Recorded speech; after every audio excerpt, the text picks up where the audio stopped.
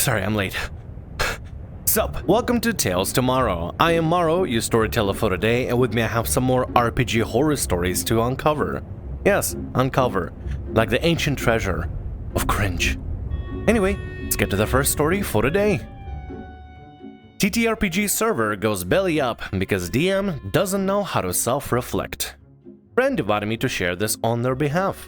They were a part of a ASO IAF RPG server that was relatively active and well organized. Play by post, lore was good to be written with what the players did with their houses and characters. Some pretty neat stuff that was supposed to be on a massive scale that happened asynchronously. According to this friend, this was decently run, until the DM started making some misogynistic comments.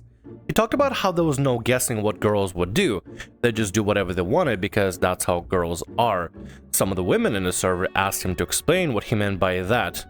No response. There was one player who made her own knight, a La Brienne of Tarth style. The one scene he gave her, she rolled poorly and nearly died right then. Other players were commenting on her scene, interrupting to try and sway what she was doing and metagame her character. DM made no attempt to stop this. The player ended up ghosting about a week later when she receives no other opportunities to participate. And DM and a few of those same players that had been interrupting her scene immediately began saying she has main character syndrome and that she was an effing moron.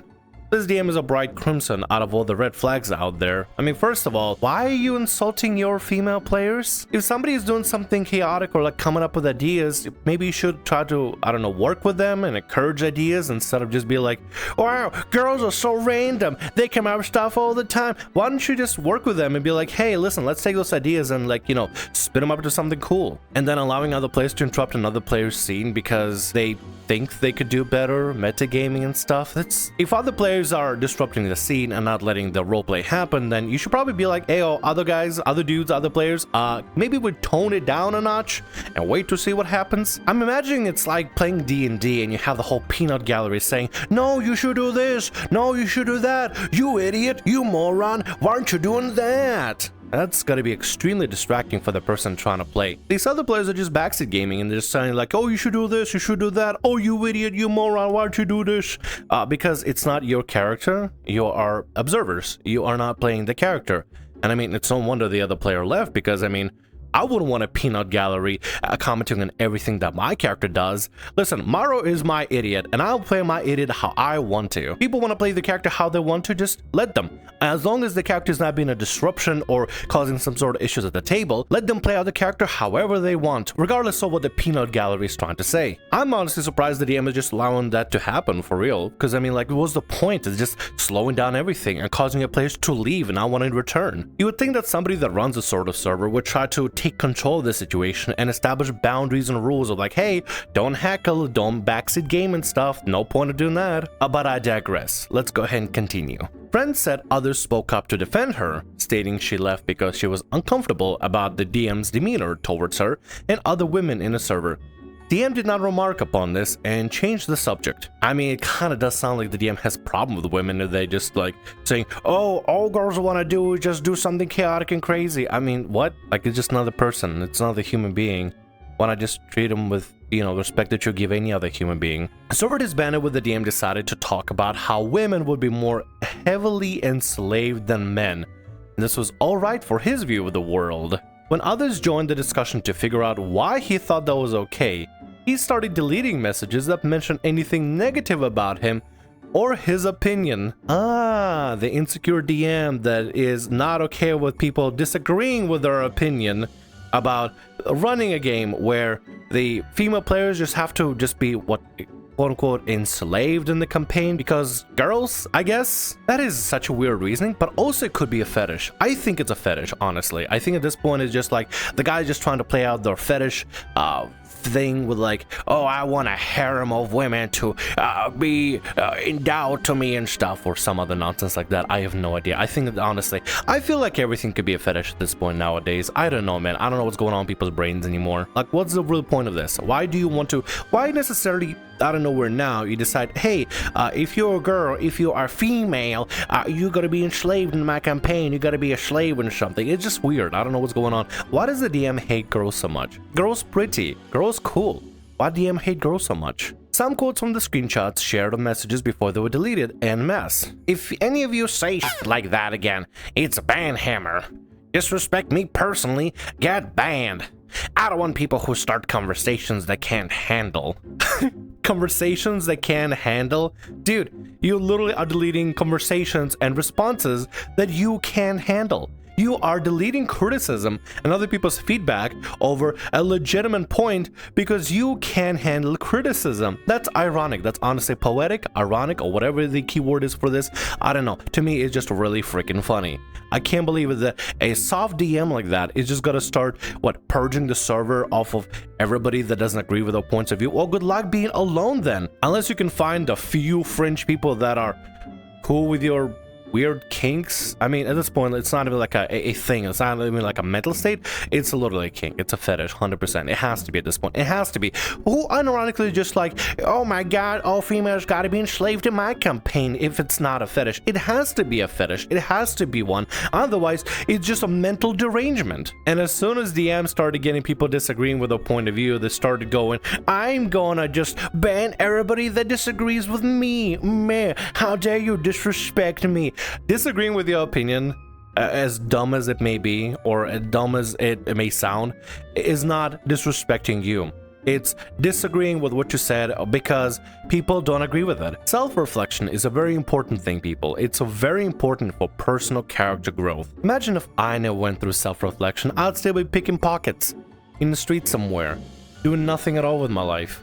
But then here I am, reading RPG horror stories. I feel like that's quite a character development. Last this friend heard, the DM declared 3 different houses the winners and made a smaller server for himself and the most active players, which were all on board the same train on their views of women as well as part of the winning houses.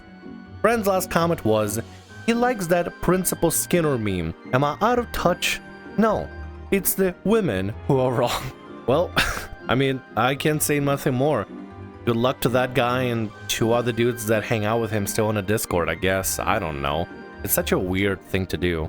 When you have a good server and you decide to just burn it all because of your weird fetishes, I just don't understand it. It's either fetishes or it's just stupidity, and I can't tell what it is. But to throw it all away like that, well, good thing the people that left did get to leave early, and hopefully they're still in, playing TTRPGs and in better communities out there and not that weird Discord. Ugh. Story of a player winning D&D and losing all his friends. I've been listening to a lot of horror stories narrated about Crispy's Tavern, so I've decided to share mine. I need to clarify that English is not my first language, so sorry in advance. It's not a big epic tale, but rather a compilation of small ones. The protagonist is a rogue. Just a rogue because they played one in multiple campaigns. I'll start with little things that could have been hand-waved if they occurred on their own.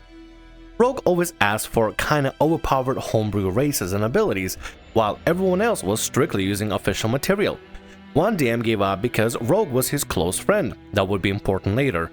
So he had some cool innate spellcasting on top of climb speed as well as general speed boost and other things I can't recall. What's wrong with book material? Dude, I'm like literally running still basic default tiefling and I'm doing just fine. I don't understand why people want to be overpowered so quickly so fast, because sometimes it's fun to just pick what you have and roll with it.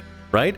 That's why a lot of people even still to this day will still pick human, even though everybody else on YouTube will be like, that is the weakest possible starting race. There's so many D&D video guides out there that basically say that like human is the weakest start. Not variant human, just the basic like player handbook human.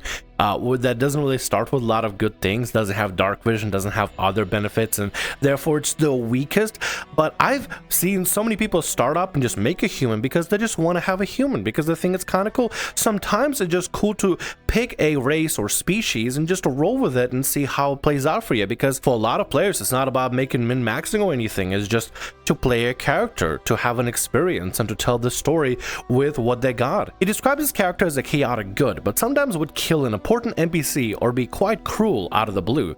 He would always bring up the old, that's what my character would do, and stated his own view on alignment that we wouldn't understand and would not argue with. That's what my character would do. God, the dreaded line. Listen, if you are chaotic good and you kill somebody, you're no longer chaotic good. You are chaotic asshole. There's no chaotic good. There's no chaotic good in just outright murdering somebody for the sake of murdering them.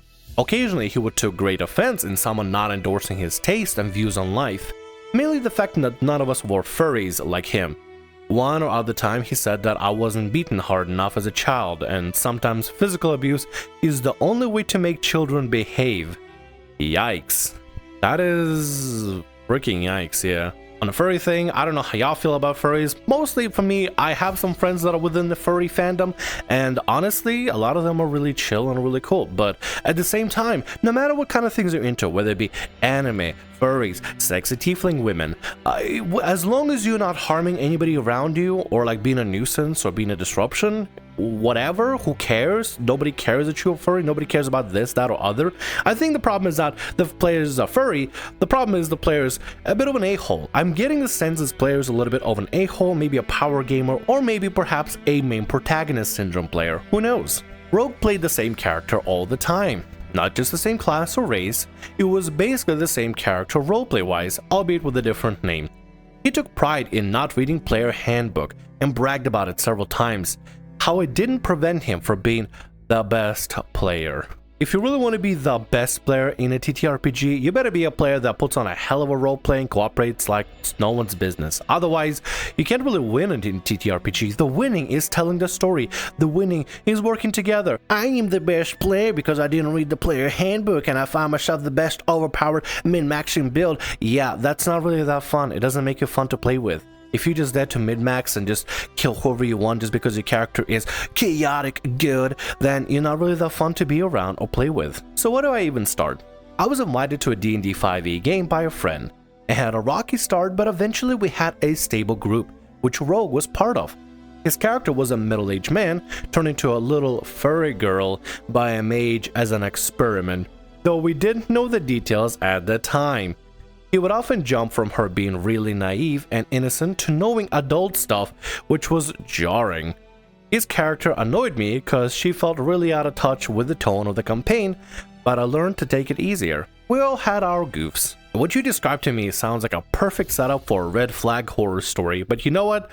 Let's keep reading. He seemed to be under impression that team play was overrated and the goal is to win the game by himself. So he often ran off alone, speak for the whole party without communicating, being bored by diplomacy being used instead of fighting, and fighting themselves being too easy. As we all know, slashing things with daggers is the main point of the game, right? Fighting, while it is important, it is a part of D&D, it's not the whole thing. Part of the meat and potatoes of D&D is the meat, the combat, potatoes, everything else. He had a few arguments here and there with other players, but mostly with me. I can be quite short-tempered, and so can he. Sometimes, one of the player would complain about Rogue's behavior to me because they thought the DM wouldn't help him. You know, he's the Rogue's best friend and all. And the concerns were correct. If the DM talking to the Rogue ever did prevent conflict, the effect wasn't lasting. And for some reason, inexperience and lack of other friends to play with, I guess, all of us hold on to the game. We argue frequently. We hated each other at times. But overall, I gotta say I still enjoyed the game.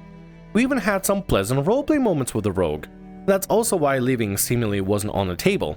We always thought the troubled times were behind. On top of that, the player bullied the most by Rogue was also his close friend and didn't want to upset him. Oh, yeah, no, if you know these sort of things, you gotta get yourself out of it. Or you gotta get the problem player out, because if you let a problem player stay, it's like an infection. And if you let it fester, it only gets worse until it becomes all gross and nasty, and then everybody gets hurt by it. Everybody gets a splash damage of the whole effect. The DM being basically, I'm guessing the DM is the one being bullied by Rogue or something. The one that doesn't want to combat the Rogue too much or like correct the Rogue in any sort of manner. That's a bit of a problem. As a DM, you should be responsible for all your players and not just be beholden to the one player you're friends with. I get it. It's your friend. I get it. You don't want to like hurt the feelings and stuff. You want to play with them because it's part of your friend group and everything. But if a problem player is being a problem player and it affects everybody else's enjoyment. If you want to stay in, you either change your behavior or you're out, because I care for the enjoyment of the other players. And I get it, it's a friend. I get it's a complicated situation. It's very complex when it comes to being friends and not want to hurt your friends' feelings and stuff like that. I want to be part of the big friend group and everything. But listen, if a player is making everybody else's life a pain playing freaking TTRPGs, then you gotta remove them. You gotta get them out of there. If the bad outweighs the good, then it's generally not worth it. And to be honest, no D&D is probably going to be better than bad D&D. The last straw, or so I thought, was quite petty, but it didn't seem so in a moment. Rogue asked for a private session without anyone knowing, and he got it. I spotted it by chance, seeing people in a voice channel, thinking they were just chatting or playing some game. Boy, was I wrong. The Rogue stole several boxes filled with gems and jewels that was taken from the locals. Last session ended on us figuring out what to do with them, I think. So yeah, great stuff. I messaged the other players telling them what's been going on. All of us weren't happy with both the Rogue and the DM, but mostly Rogue, cause everyone felt pity for the DM. Like, I know it sounds strange, but we knew that their friendship was toxic and the DM was outright psychologically abused. It's far more complicated than that, but we allowed a lot of things slide on DM's side while resenting the Rogue and often talking behind his back. I gotta say, there's no heroes in the story. We all contributed. I mean, it's good to admit your own faults, and sure, but I mean, at the end of the day, if this is a problem and people disagree with it, you need to speak up and make action happen. If the DM is given Rogue session, he is rightfully involved by it because they're complicit to the Rogue being overpowered and stuff. And obviously the Rogue is going to try to do those things because they're a very selfish, self-centric player. All the good stuff that comes with here and there in the moment is just, you know, little glimpses of what could have been. But at the end of the day, guess what? Rogue is the problem. They're abusing the DM and probably manipulating the DM, making the DM set up solo sessions for themselves so they can be overpowered or do something outside of the party's scope and stuff and not include people in. The Rogue just wants to play a solo game. Literally, the Rogue just wants to play a solo game. Let him play solo game. Tell him about Baldur's Gate 3. Tell him, hey, if you want to be a shithead rogue in that one, go right ahead. You don't have to worry about making the DM do something. You don't have to worry about other party members. You could just put on easy mode and just go murder hobo on everybody and everything in sight. Go for it. Because clearly the rogue doesn't want to play with other people. If you don't want to have a DM there at the table or other players at the table and you don't want to play with them, play a fucking video game. The DM is also complacent in it because they're allowing this sort of thing to happen. As a DM, there need to be a level of being stern. You gotta know how to say no. The power of no is very important, and regardless of whatever's going on, regardless if it's your closest friend or somebody that is harassing you and stuff, especially if it's somebody that's harassing you, you gotta tell them no. You gotta tell them stop. You gotta tell them, I won't allow that. Because you are the one controlling the atmosphere and how the things at the table are going to go. You gotta stop this sort of thing, and if you can't do that, you need to ask for help, or kick the problem player out, or, I don't know, step away for a bit and try to figure this whole mess out, because, God, this sounds like a mess. The rogue is clearly the problem, but the inaction of the DM is making things a lot worse. If the problem player is gonna continue doing this, things are just gonna melt down, and the problem will melt down. We haven't even finished the story, and I'm already expecting a disaster. What came of this endeavor? The rogue got roughly around 40k in gold, while others barely had 1,000 between them. And the DM didn't want to retcon anything. Yeah, imagine if I was a player, I'll be pissed. It's like, wow, DM, this rogue gets to just do whatever they want to do? Wow, so fun. That sounds like such a blast to deal with. Wow. The rogue even bragged about the item he got and how his HP was now higher than mine, despite me being a tank. Funny ha-has, I know. He also brought a magic ring, which he adored and always emphasized how he kissed it while using in battle. One player suggested we steal the ring for a session or two. Can't say that was fair or helpful, but we thought that would be entertaining at least. It was. Though the rogue was metagaming a lot, through reading DM's notes and personal texts. Yikes number 2. So he immediately knew there was us and was fuming. Whoa, hold on one second. The rogue read DM's notes? DM, why are you letting rogue read your notes? Why? He's a player. not a DM. Why are you letting a player read the DM's notes? It's basically like spoiling everything for the player, and no wonder he's got a metagame. You're allowing him to metagame. This DM is literally allowing the player to metagame. I get it. The DM is also a tragic person in the story, and they've suffered through their own stuff, and are most likely getting bullied by Rogue. But at some point, you gotta start telling the Rogue, no, you're not gonna let you read your notes. No, you're not gonna let you metagame. No, Rogue, I'm not gonna let you steal a bunch of stuff and make 41,000 gold when nobody else has this much gold. No, I'm not gonna give you a solo session, Rogue. No, I'm not gonna let you be overpowered, Rogue. No, no, no. No is a very powerful word that DMs need to start using. Regardless of whether it's some DM that's being abused or not, you are in power, DM. The Rogue is not in power, you're in power. This is your game, this is how you run it, you choose the rules there, you need to start telling Rogue no. Listen, I get it, the DM has their own concerns and had their own trauma and stuff, but unless the DM takes control of the action, things are gonna go belly up really fast and they're not gonna improve. You need to take control and responsibility for your game and for your players. We all break into a big argument and he finally left. We've been asking the DM to kick him for a long time at this point, and it finally happened. Hooray, I'd say, if not for the fact that he returned after like 1 or 2 blissful sessions. The DM's response? Guys, you're really passive without him. You need someone leading the way. We had a break from battles and was enjoying ourselves role-playing among one another, discussing personal stuff, dreams, love, backstories. Honestly, it was a highlight of the campaign for me. And DM just lets the guy because what, they're too passive? DM, what if people enjoy being passive? What if they like to roleplay? What if they don't want to have every single encounter and every single session be all about combat? What if your players are genuinely enjoying talking between each other as characters and discussing about characters' dreams and getting to know, character to character interactions and stuff, and actually having like a fun time? The players are happy. The players are happy. Your current players, without the Rogue, are happy with how the game is going. If you want them to be a little bit more active, you could just be like, hey guys, you could just, how about we introduce a little bit more action, or maybe get some feedback. Talk out a character with your players and figure out, hey guys, so how can we redo the combat so that it's not as intense as before, but it's better. But instead, the DM decides to let the Rogue in, probably because the Rogue gaslit the DM to saying like, oh, they're too passive, they're not doing anything, DM, you gotta change something or the game is gonna just turn to waste. DM, what are you doing? Why are you letting this Rogue abuse you? Ask your players what they want, tell your players what you want, and then y'all make a compromise instead of having the Rogue be involved, because Rogue doesn't do anything except bring things down. He played with us for some time, but we ignored him hard, unless there were no other option. Like when he killed plot-relevant NPC that others were really attached to, even after revelation about them being a traitor, because we still kind of respected them and wanted to at least pull some information out. He just said he's gonna kill them. We tried to stop him, defend the NPC, but failed our checks. We argued again for hours on end after the session. He left again eventually. The DM tried to make the moment feel sweet and impactful, describing the parting, but we were having none of it. We sighed in relief. That's that. For this campaign at least. It continued smoothly and ended great. The Rogue pressed the DM to start the campaign again, just for him and his other friends though, and DM obliged. Twice. None of them lasted longer than 3 sessions as far as I know. Shocking, nobody wanted to play with the Rogue, and unlike us, had the guts to leave themselves. This isn't the end of the story, as I had other games with him, and the DM from the previous campaign as a player. Why would you associate with the Rogue? Listen, if you don't want to play with the Rogue, just avoid him. If he's in another game, you know what you do?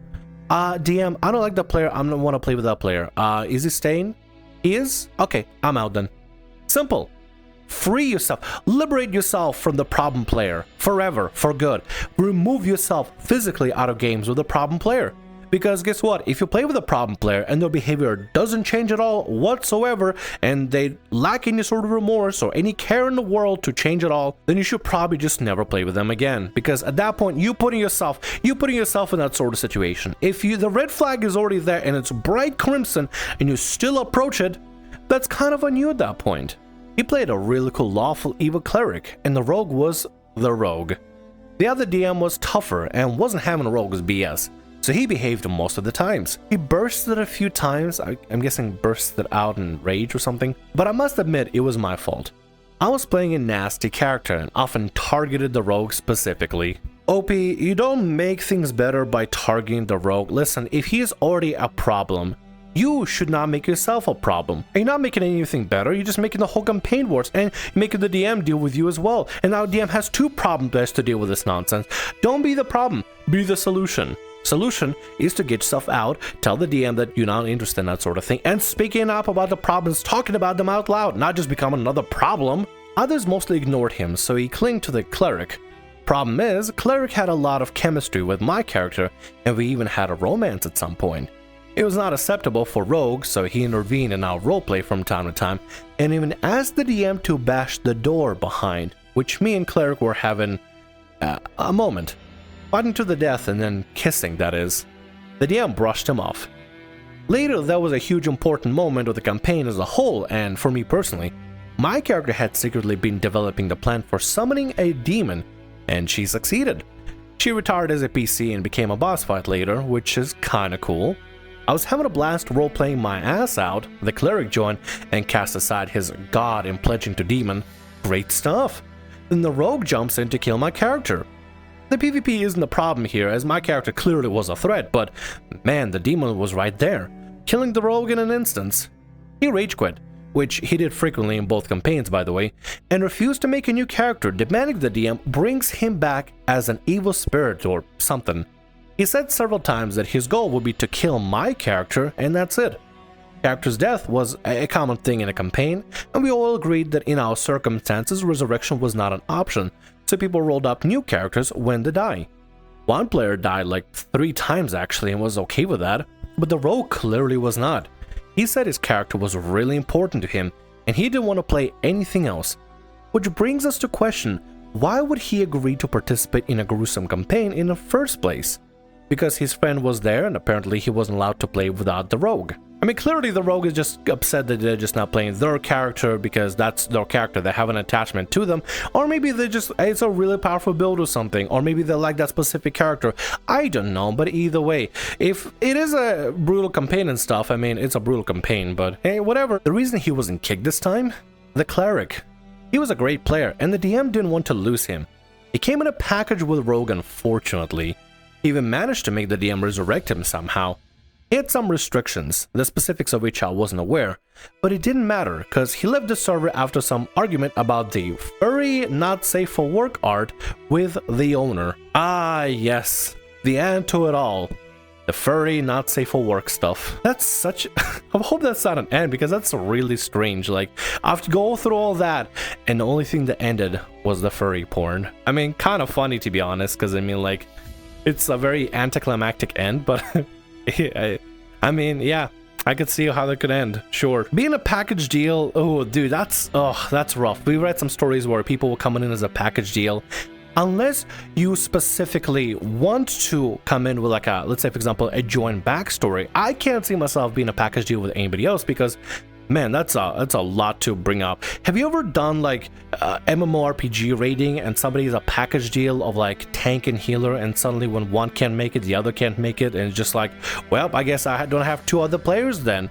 Or when it comes to, I guess in this story with like their package deal, the cleric is great and lovely and amazing, but they come with a package deal of this stinker over rogue, and it's just the DM is now stuck between a rock and a hard place, between a fantastic player and a shitty player at the same time. So that's that.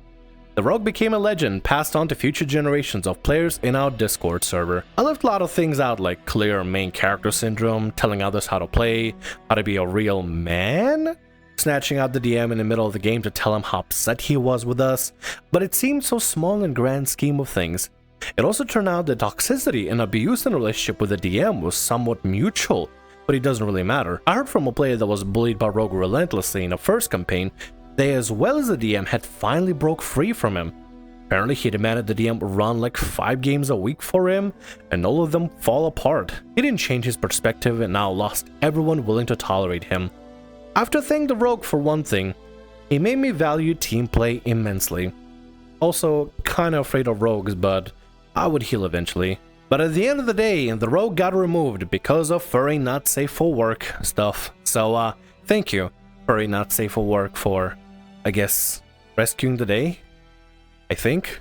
And with that, that's gonna be all our stories for today. I want to thank you very much for watching, and thanks so much for being here. If you like what I do, consider subscribing to the channel and leaving a like. Also, if the RPG Horror Stories ever goes down, or if you want to submit your own personalized horror story, email is down in the description below. I'll see you again in more Tales Tomorrow.